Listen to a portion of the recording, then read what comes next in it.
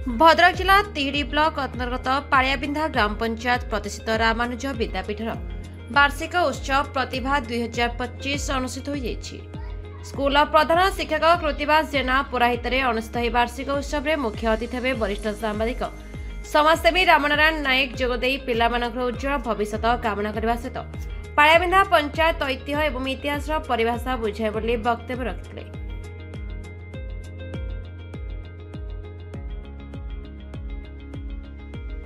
मुख्य वक्ता भाव अतिरिक्त शिक्षाधिकारी दामोदर जेना कोमलमती पिलांकु संस्कार मूलक एवं मूल्यबोध भित्तिक शिक्षा प्रदान करी सेमानकु उत्तम नागरिक भाव में गढ़ी तोड़े शिक्षक शिक्षयित्री गुरुत्वपूर्ण भूमिका रही बोली मत व्यक्त करथिले। एथिरे सम्मानित अतिथि भाव पाड़ियाबिंधा क्लस्टर सीआरसी देवव्रत शतपथी समित सभा जीवन ज्योति पलाई मदन मोहन मुदुली नवकिशोर मल्लिक मंचासीन थे। वरेण्य अतिथि भाव मंचासीन जोगदे शिक्षा क्षेत्र में केवल जे शिक्षक नुहति एथिरे अभिभावक माने कोमलमती शिशु मानक प्रथम गुरु से माने निज शिशु मानक उचित मार्गदर्शन देले शिक्षक माने तांको निश्चय आगको नहीं आहुरी सफल हे बोली सुधरा नायक वक्तव्य रखिथिले। पाड़ियाबिंधा सरपंच प्रतिनिधि अमीर रंजन मल्लिक गप माध्यम कोमलमती छात्र छात्री को मार्गदर्शक देथिले। वार्षिक उत्सव में समस्त दायित्व सरोज कुमार दास एवं एसएमडीसी कमिटर मेंबर तथा शिक्षक शिक्षयित्री मुख्य भूमिका ग्रहण करथिले। शेषे धन्यवाद अर्पण करथिले। सुनाराणी दास छात्री को अतिथि मानक द्वारा पुरस्कृत कराइतला। सभा परे छात्र छात्री विभिन्न प्रकार सांस्कृतिक कार्यक्रम में छात्र छात्री एवं अभिभावक शिक्षक शिक्षयित्री झूमी रही। शेषे विद्यालय द्वारा आयोजित विभिन्न प्रकार प्रतियोगिता कृति छात्र छात्री को पुरस्कृत कर उत्साहित कर देवव्रत शतपथी सीआरसीसी पलिया क्लस्टर आज जो रामानुज विद्यापीठ अनुकूल जो वार्षिक उत्सव अनुष्ठित होता यह पिलामानंकर अंतर्निहित गुण को विकसित करिवार यह गोटे प्रॉपर प्लेटफॉर्म।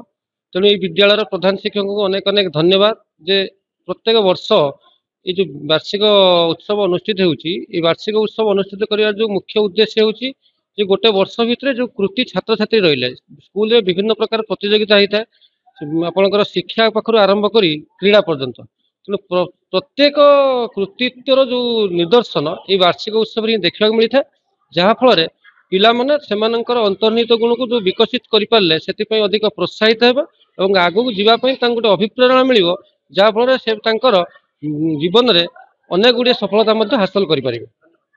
रामनारायण नायक समाज रिपोर्टर छात्र छात्री मान मोर यह मत रे पिला माने जो समय तार सदुपयोग करने दरकार कारण यही समय चल छात्र जीवन चल फेर ना तेणु सब जो विद्यालय जाए मुझे गोटे कथा कहे ये समय वर्तमान समय विनियोग सदुपयोग कर विनियोग कर ताल भविष्य जन भल मनीष हम।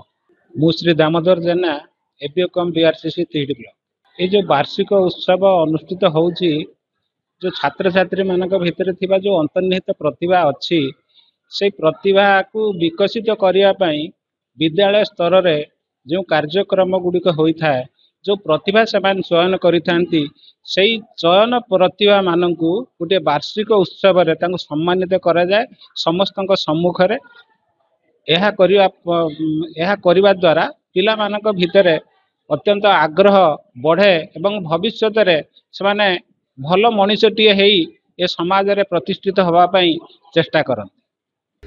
भद्रक जिलार शुभ्रजित पार्क report the republic Odisha 24 news.